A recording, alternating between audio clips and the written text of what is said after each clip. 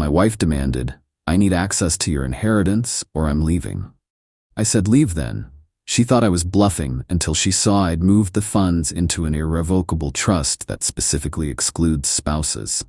Her lawyer's reaction was priceless. Original post: I, 35 male, lost my dad last year, cancer. It was brutal watching him go. We were close, the kind of close where you don't need to talk to communicate, you know? He'd built a business from scratch, manufacturing parts for aerospace companies, sold it a few years before he got sick, invested the proceeds, did everything right. When he passed, he left everything split between me and my sister. After estate taxes and the split, I inherited about $823,000. My wife, 33F, and I have been married 6 years.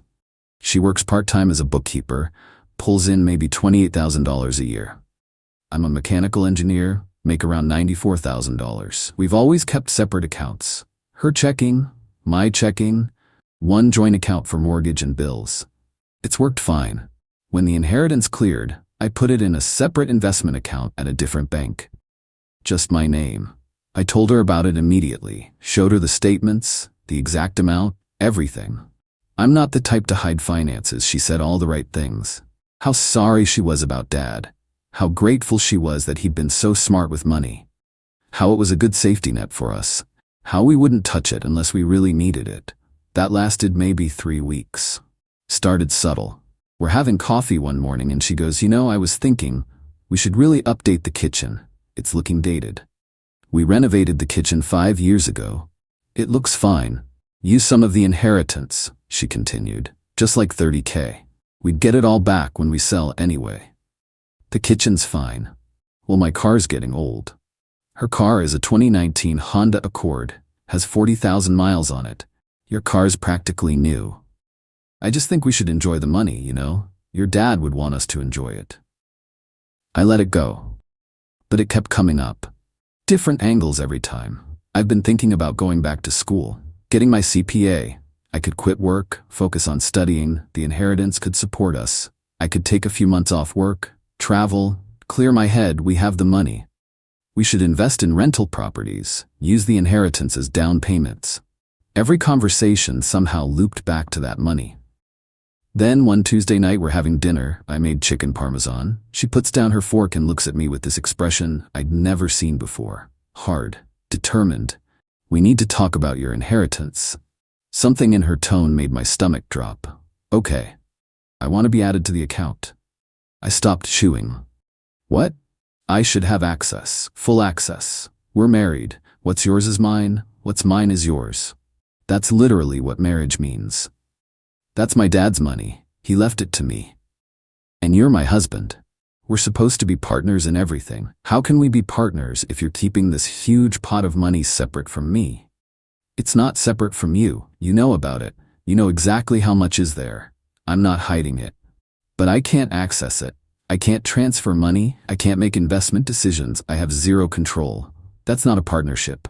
It's my inheritance. It stays in my name." Her face changed, got colder. "So you don't trust me?" "That's not what this is about. It's exactly what it's about. You don't trust me with money. You think I'm going to what? Blow it all? Steal it? I think that money is separate. It's not marital funds. It's what Dad left me." "Marital funds?" She laughed, but it wasn't a happy sound. "That's rich. You know what? Fine. Here's how this is going to work. Either you add me to that account, full, complete access, equal control, or I'm leaving." The silence was so loud I could hear the refrigerator humming from the other room. "You're giving me an ultimatum.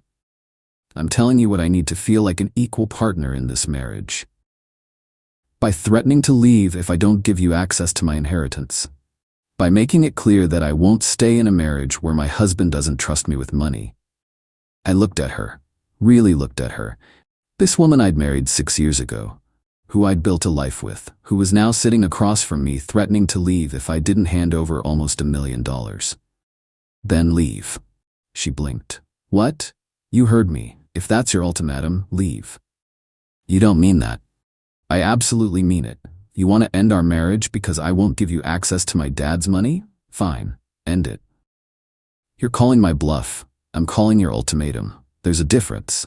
Her face went through about 15 different emotions: shock, disbelief, anger, back to shock. You would seriously let me walk out over this? You're the one threatening to walk out. I'm just taking you at your word. This is insane. It's just money. If it's just money, why are you threatening to divorce me over it? She stood up so fast her chair scraped against the floor. Fine, fine. I'll go stay at my mom's. Give you time to calm down and think about this rationally. When you're ready to have an adult conversation about being actual partners, you know where to find me. She grabbed her purse, her phone, her car keys, walked out the door. Didn't pack a bag, didn't say goodbye, just left. I sat at that table for a long time. The chicken parmesan got cold. I kept replaying the conversation, trying to figure out if I'd misunderstood something. But no, she'd been crystal clear. Give her access to the money, or the marriage was over. I called my sister around 9 that night. Hey, wife just walked out. What? Why? Gave me an ultimatum about dad's money. Wants full access or she's leaving. Silence on the other end. Then, you need a lawyer. Yeah. I know someone, estate planning specialist. She's good, really good. I'll text you her info. Thanks. You okay? Honestly don't know yet. Still processing. Call her tomorrow, first thing. Don't wait on this. I called the next morning, got an appointment that same afternoon. The lawyer's office was in one of those old brick buildings downtown. 3rd floor, wood paneling, diplomas on the wall going back to the 80s. The lawyer himself, older guy, silver hair, expensive suit, had this way of looking at you that said he'd heard every story and wasn't impressed by any of them. I told him everything. He listened without interrupting. When I finished, he leaned back in his leather chair. Can I be blunt with you? Please. Your wife just told you exactly who she is. She values that money more than your marriage. That's what an ultimatum means. Believe her. I'm starting to. Good, because here's what we're gonna do, and we're gonna do it fast. Irrevocable trust. We transfer that inheritance into the trust, make you the primary beneficiary. But here's the crucial part. We write the trust so that spouses are specifically excluded from any claims to the assets. She files for divorce tomorrow or 10 years from now, doesn't matter. That money is completely protected, can't be touched, can't be divided, can't be claimed as marital property. How fast can we set this up? Draft by end of the week. You review and sign early next week. Transfer the assets and it's done. Once it's irrevocable, it's locked forever. Even you can't dissolve it. That's what makes it bulletproof. Do it. Smart man, your dad raised you right. My wife texted me that evening. Have you calmed down? Ready to talk about this like adults? Me, my answer is still no. Her, then I'm serious. This is a deal breaker. I won't stay in a marriage where I'm treated like I can't be trusted. Okay, that's it? You're really just gonna let me leave? You gave me an ultimatum. You threatened to end our marriage. I'm taking you seriously. Wow, just wow. I can't believe how selfish you are. That money is making you a different person. I didn't respond. What was there to say? She stayed gone. 1 week, 2 weeks, texted a few times asking if I'd come to my senses. I didn't respond. Then she texted asking to come get some clothes. Me? It's your house too. You don't need my permission. She came by on a weekday afternoon while I was at work, took a bunch of her clothes, some toiletries, left her house key on the kitchen counter. The trust was finalized a few days later. All $823,000 transferred. Locked tight. My sister and I as co-trustees. Me as sole beneficiary. The language explicitly excluding spouses took up almost a full page of the trust document. The lawyer had been thorough. 3 weeks after she walked out, I got a call from a lawyer I'd never heard of. She'd filed for divorce. Update 1. The divorce petition arrived in one of those flat manila envelopes. Her lawyer was someone I'd never heard of. Looked him up online, small practice, reviews were mixed. The petition itself was sloppy. Formatting errors, a few typos. This was a cheap lawyer. My sister's friend recommended a divorce attorney, Patricia. Late 50s, power suits, reputation for not taking shit from anyone. First meeting, she spread the petition across her desk and actually smiled.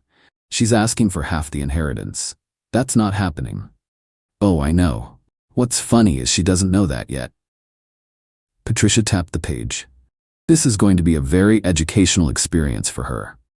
We filed our response within the week. Standard asset division, house equity split 50-50, joint accounts divided, retirement accounts per state law. But the inheritance? Listed as separate property, held in irrevocable trust, not subject to division. Attached the complete trust documents. Her lawyer requested financial discovery. We sent everything. Bank statements going back 3 years, investment accounts, pay stubs, tax returns, and the trust documents, all 63 pages of them, with the spousal exclusion language highlighted. Patricia called me maybe a week later. Listen to this. She put her phone on speaker, played a voicemail from my wife's lawyer. He sounded stressed. Patricia, hi, this is Tom. We need to discuss this trust situation. My client wasn't fully aware of, look, can we meet? Settlement conference? I think we can work something out here. Patricia was grinning like she'd won the lottery. He wants to settle because his client just realized she has zero claim to that money. He's trying to save face. What did you tell him? That we're absolutely available to meet and discuss settlement. Very available. The settlement conference was in Patricia's office. Big conference room, too much mahogany, windows overlooking the street. My wife showed up with Tom and, surprise addition, her mother. That's when I knew this was going to be ugly. We all sat down. Patricia's assistant brought in coffee in actual china cups, very professional. My wife wouldn't make eye contact, just stared at the table like if she looked at me, she'd turn to stone. Tom opened. He was maybe early 30s, already looked exhausted. So regarding the trust, this was established after the marriage. During the separation, Patricia corrected, after your client issued an ultimatum and voluntarily left the marital home. Right, but the position we're taking is that this represents marital funds that should be subject to equitable distribution. Patricia opened her folder, pulled out a document. The trust is irrevocable and explicitly excludes spouses from any claim to the assets. The money never enters the marital estate. It's not marital property under any definition of the term. We'd argue this was established to defraud my client of her marital rights, that it was done in bad faith to hide assets. You could make that argument. You'd lose. Badly. The trust was established after your client threatened divorce and abandoned the marital home. My client was protecting an inheritance, which is his absolute legal right, from someone who just made it clear she valued money over the relationship. If anything, her ultimatum and threats gave him excellent cause to protect assets she had no claim to. My wife finally spoke. Her voice was shaking. That money is supposed to be ours. We're married. You filed for divorce, I said quietly, because you refused to share. Because you gave me an ultimatum about money you had no right to. Her mom leaned forward. You've always been selfish. Even when you were dating, I warned her about you. Patricia held up a hand. Let's keep this productive. Here are the facts. The inheritance is not subject to division. Period. We're willing to discuss actual marital assets, the house equity, joint accounts, things you actually have rights to. But that trust is completely off the table. Tom looked at my wife. She was getting red in the face, that vein on her forehead starting to show. This is ridiculous. He's hiding money that we're supposed to share. He's protecting an inheritance from someone who threatened to leave him over it, Patricia said. There's a difference. I'm his wife. Who told him the marriage was over unless he handed over money he inherited from his father, I said. You made the choice. These are the consequences. She shot to her feet. Chair rolled back, hit the credenza behind her. You know what? Fine. You want to play it like this? Fine. I want the house. The house has approximately $118,000 in equity, Patricia said calmly. You're entitled to half. That's $59,000. No, I don't want money. I want the house. So you're demanding he buy you out or you'll force a sale? Yes. I'd been ready for this. I'll buy you out. She looked shocked, like she'd expected me to fight. You'll give me $59,000? That's your legal half of the equity. Yes, and I want spousal support. Patricia leaned forward, pen poised over her legal pad. On what basis?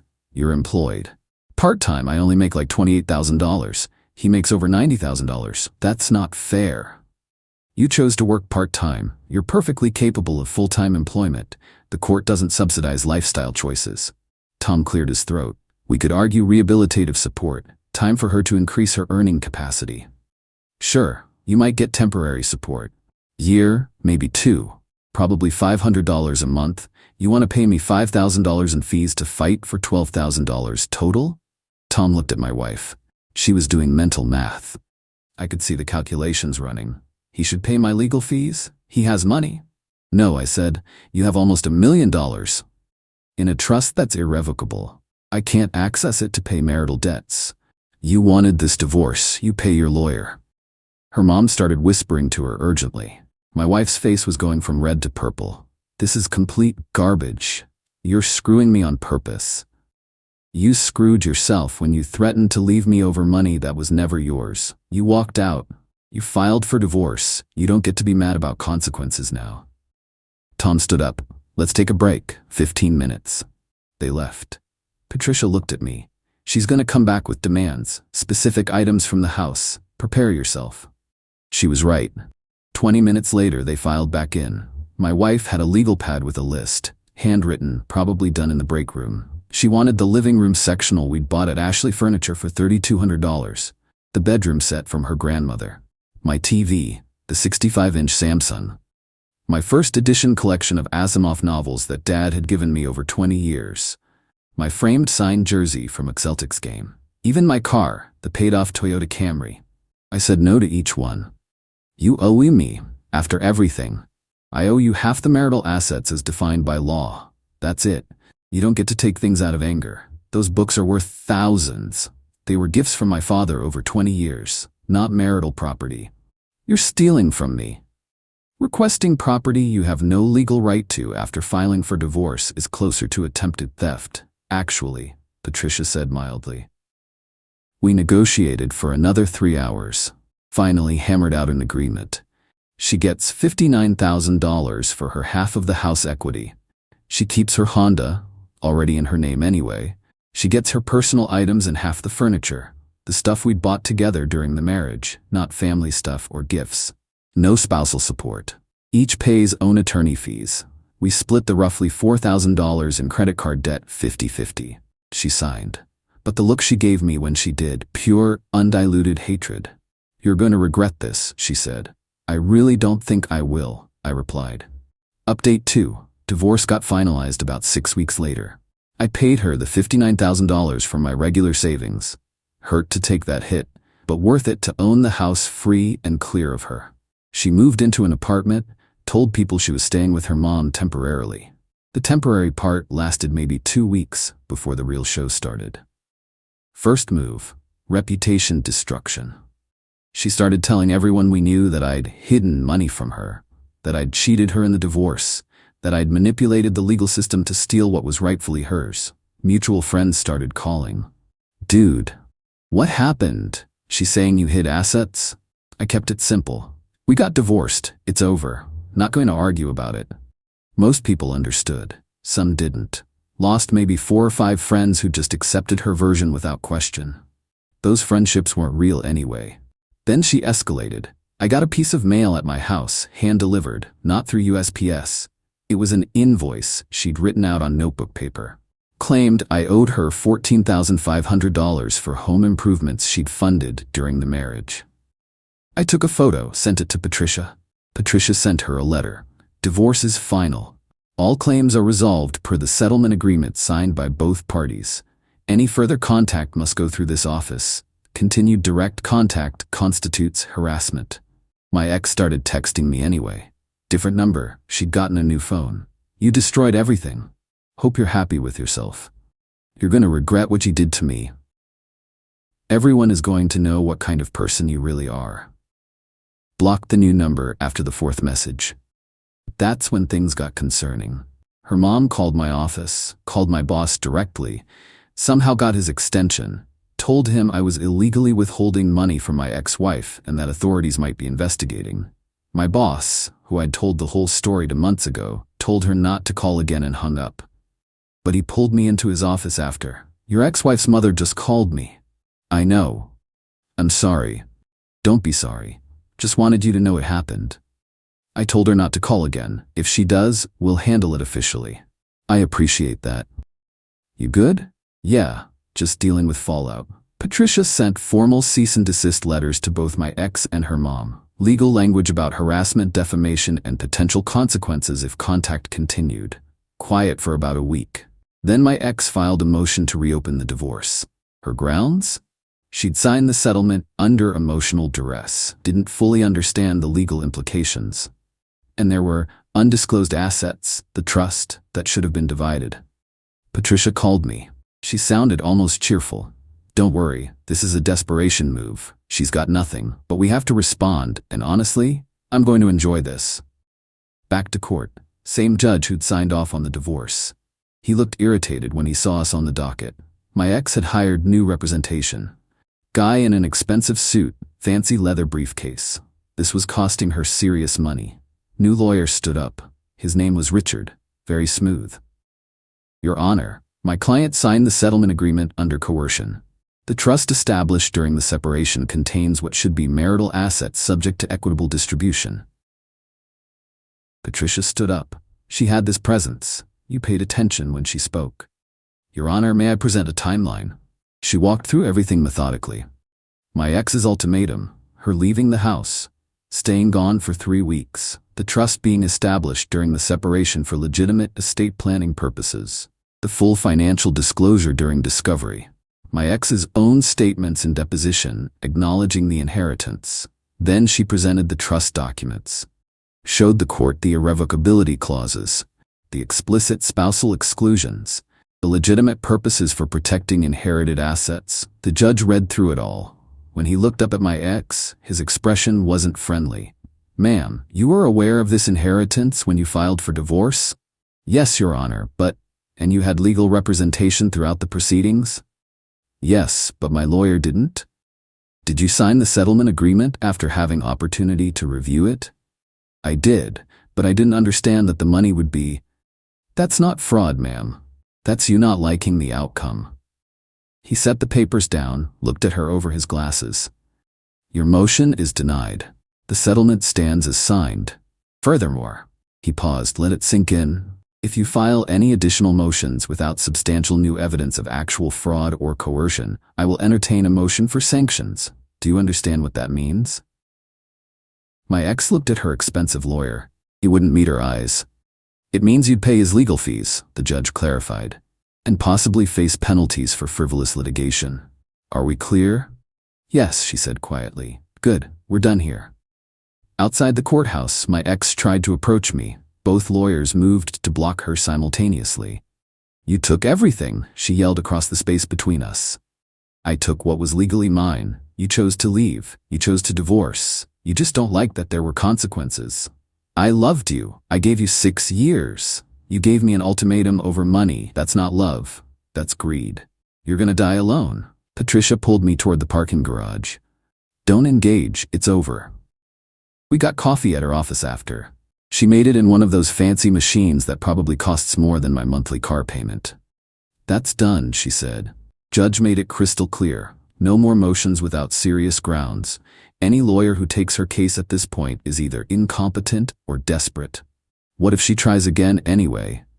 She won't. Did you see her face when the judge mentioned sanctions? She'd have to pay your legal fees plus penalties. No one's that stupid. Turned out she wasn't that stupid. I didn't hear from her again directly, but the gossip network kept me informed of what happened next. She'd burned through her $59,000 settlement in under 4 months.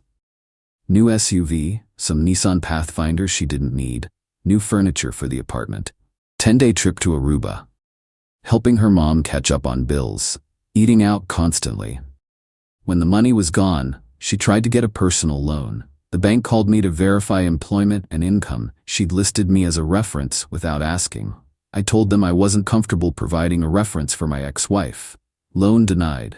Had to sell the new SUV at a loss. Moved in with her mom for real this time.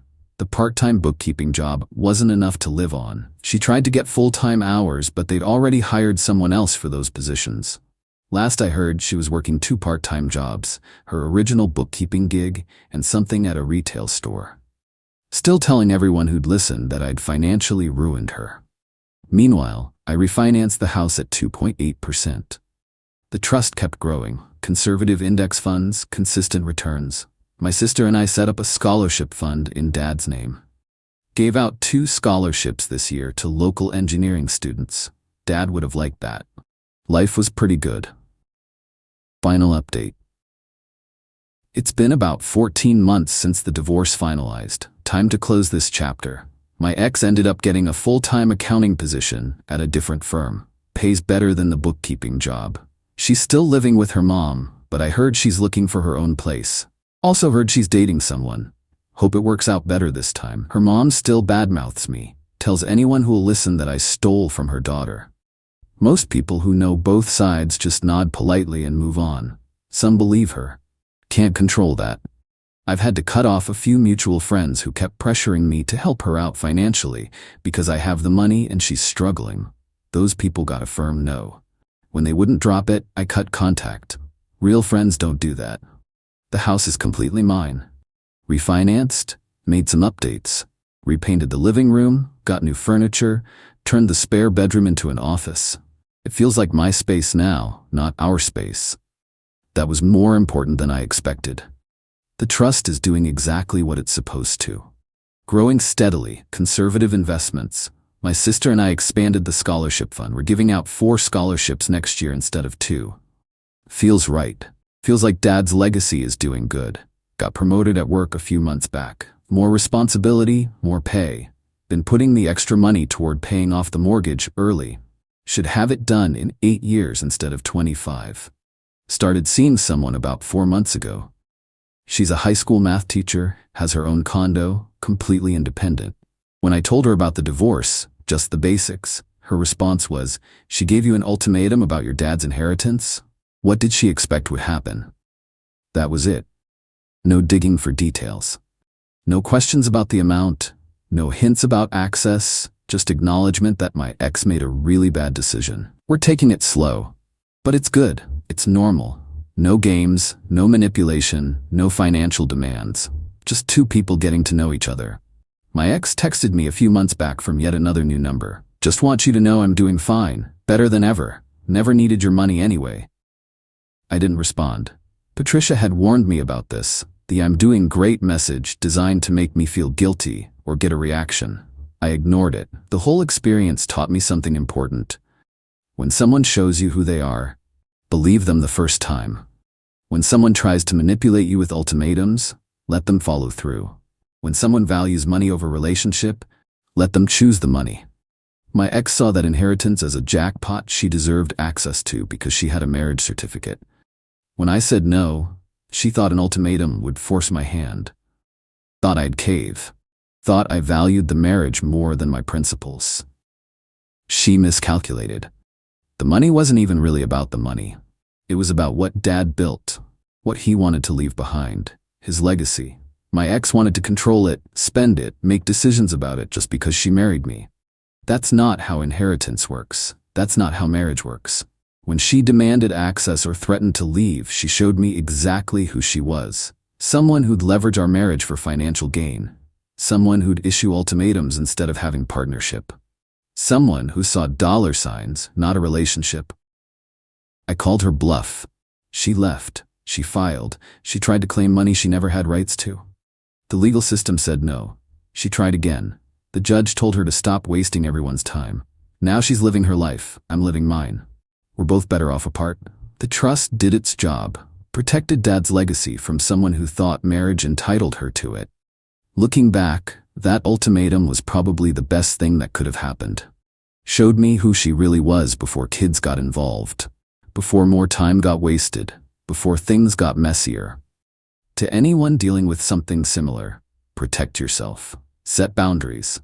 Don't let anyone manipulate you with ultimatums over money they have no claim to. If someone's willing to end your marriage over money they never earned, never contributed to, never had any right to, let them. The right person won't demand your inheritance, won't issue ultimatums, will understand that some things are separate, that boundaries matter, that marriage isn't a free pass to everything you own. My ex wanted my father's money, wanted to control assets she'd never earned. Thought an ultimatum would work. It didn't, and I'm doing just fine without her.